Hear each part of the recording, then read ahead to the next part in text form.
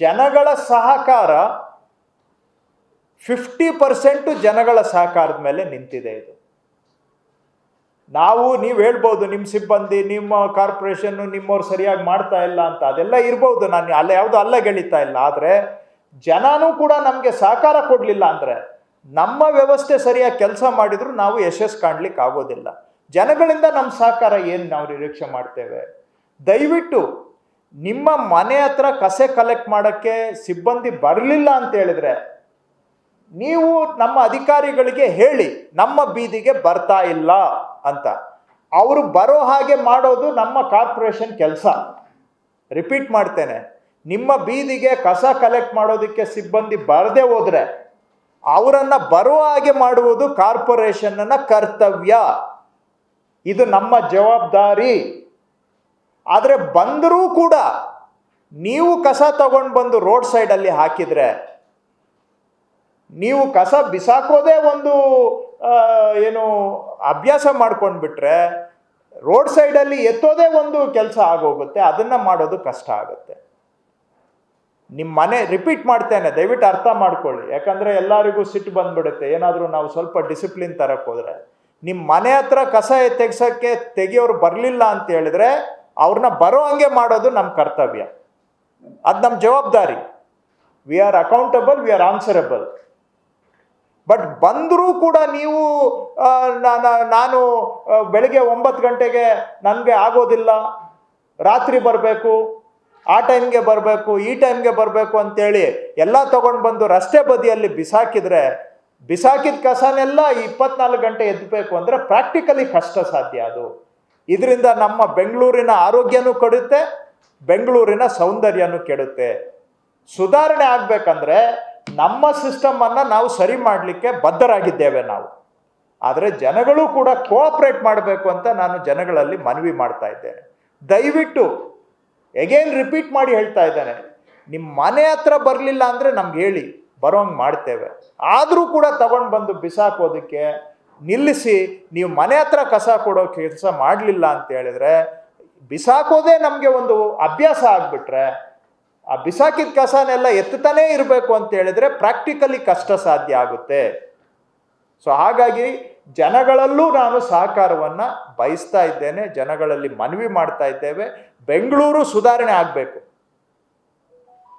ಬೆಂಗಳೂರಿನ ಜೀವನ ಗುಣಮಟ್ಟ ಸುಧಾರಣೆ ಆಗಬೇಕು, ವಾಸ ಮಾಡ್ತಕ್ಕಂಥ ಜನಗಳ ಆರೋಗ್ಯ ಸುಧಾರಣೆ ಆಗಬೇಕು, ಬೆಂಗಳೂರಿನ ಸೌಂದರ್ಯ ಸುಧಾರಣೆ ಆಗಬೇಕು ಅಂತ ಹೇಳಿದ್ರೆ ಜನಗಳ ಸಹಕಾರನೂ ಅವಶ್ಯಕತೆ ಇದೆ.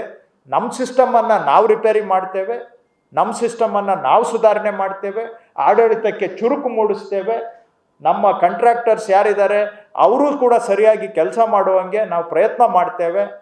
ಆದರೆ ಜನನೂ ಕೂಡ ಸಹಕಾರ ಕೊಟ್ಟರೆ ಖಂಡಿತ ನಾವು ಸುಧಾರಣೆ ತರಲಿಕ್ಕೆ ಆಗುತ್ತೆ. ಅದನ್ನು ನಿಮ್ಮ ಮುಖಾಂತರ ನಾನು ಜನಗಳಲ್ಲೂ ಕೂಡ ಮನವಿ ಮಾಡ್ತಾ ಇದ್ದೇನೆ, ದಯವಿಟ್ಟು ಸಹಕಾರ ಕೊಡಿ. ಯಾಕಂದರೆ ನಿಮಗೆ ಆಶಯ ಇದೆ, ಬೆಂಗಳೂರು ಸುಧಾರಣೆ ಆಗಬೇಕು ಅಂತ ಎಲ್ಲರೂ ಬಯಸ್ತಾರೆ. ಆದರೆ ನಾವಿಬ್ಬರೂ ಕೈ ಜೋಡಿಸಿದ್ರೆ ಮಾತ್ರ ಸುಧಾರಣೆ ಆಗಲಿಕ್ಕೆ ಸಾಧ್ಯ. ನಾನು ನೋಡಿದ್ದೇನೆ, ಯಾಕಂದರೆ ನೀವು ನೋಡ್ತೀರಾ, ನಾವು ನೋಡ್ತೀವಿ. ನಮ್ಮ ಮನೆ ಹತ್ರ ಬಂದರೂ ಕೂಡ ಕಸ ಕಲೆಕ್ಟ್ ಮಾಡೋರು ಕೆಲವ್ರಿಗೆ ಅಭ್ಯಾಸ ಆಗ್ಬಿಟ್ಟಿದೆ, ಎಲ್ಲರೂ ಇಲ್ಲ. ದಯವಿಟ್ಟು ನಾನು ಎಲ್ಲರಿಗೂ ಹೇಳ್ತಾ ಇಲ್ಲ, ಜನರಲೈಸ್ ಮಾಡಬೇಡಿ. ಕೆಲವರು ಒಂದು 20% ಅಷ್ಟೇ ಮನೆ ಹತ್ರ ಬಂದರೂ ಕೂಡ ತಗೊಂಡು ಬಂದು ರೋಡ್ ಸೈಡಲ್ಲಿ ಬಿಸಾಕ್ಬಿಟ್ಟು ಹೋಗ್ತಾರೆ. ದಯವಿಟ್ಟು ಇದನ್ನು ಮಾಡಬೇಡಿ ಅಂತ ನಾನು ಮನವಿ ಮಾಡ್ತೇನೆ. ಮನೆ ಹತ್ರನೇ ಕಸ ಕೊಡುವಂಥದ್ದನ್ನ ಮಾಡಿ ಅದನ್ನು ಕಲೆಕ್ಟ್ ಮಾಡೋದು, ನಿರ್ವಹಣೆ, ಅದನ್ನು ಡಿಸ್ಪೋಸಲ್ ಮಾಡೋದು, ಆ ಸಿಸ್ಟಮಲ್ಲಿ ನಾವು ಸುಧಾರಣೆಯನ್ನು ತಗೊಂಡು ಬರ್ತೇವೆ. ಸೊ ಇದನ್ನು ನಾನು ತಾಕೀತು ಮಾಡಿ ಹೇಳಿದ್ದೇನೆ. ಬರೋ ದಿನಗಳಲ್ಲಿ ನಾನು ಕೂಡ ಫೀಲ್ಡ್ಗೆ ಹೋಗ್ತೇನೆ, ಅಲ್ಲಿ ಏನು ಸಾಧಕ ಬಾಧಕ ಇದೆ ಅದನ್ನು ಅಲ್ಲಲ್ಲೇ ಸರಿ ಮಾಡುವಂಥ ಕೆಲಸ ನಾವು ಮಾಡ್ತೇನೆ. ಬಟ್ ತಾವು ಕೂಡ ಕೆಲವು ಸಂದರ್ಭದಲ್ಲಿ ನಾವು ಕಠಿಣ ತೀರ್ಮಾನ ತಗೊಳ್ಬೇಕಾಗತ್ತೆ. ನೀವು ಅರ್ಥ ಮಾಡ್ಕೋಬೇಕು, ಕಠಿಣ ತೀರ್ಮಾನ ತಗೊಂಡಾಗ ಯಾರ ಮೇಲೆ ತಗೊಳ್ತೀವಿ, ಯಾರು ತಪ್ಪು ಮಾಡ್ತಾ ಇದ್ದಾರೆ ಅವ್ರ ಮೇಲೆ ತಗೊಳ್ತೀವಿ. ತಪ್ಪು ಮಾಡೋರು ತಪ್ಪು ಮಾಡಬಹುದು, ಆದರೆ ನೀವೇ ಎಲ್ಲ ಜವಾಬ್ದಾರಿ ಅಂತ ಹೇಳಿದರೆ ಇದು ನಿಜವಾಗ್ಲೂ ಸಸ್ಟೈನಬಲ್ ಸೊಲ್ಯೂಷನ್ ಆಗುತ್ತಾ ಅಂತಲೂ ಯೋಚನೆ ಮಾಡಿ. ರೈಟ್? ಜನ ಎಲ್ಲಂದರೆ ಅಲ್ಲಿ, ಯಾವಾಗಂದರೆ ಆವಾಗ ಬಿಸಾಕ್ತಾ ಇದ್ದರೆ ಪ್ರಾಕ್ಟಿಕಲಿ ಕಲೆಕ್ಟ್ ಮಾಡೋಕ್ಕಾಗುತ್ತಾ ನೀವೇ ಹೇಳಿ.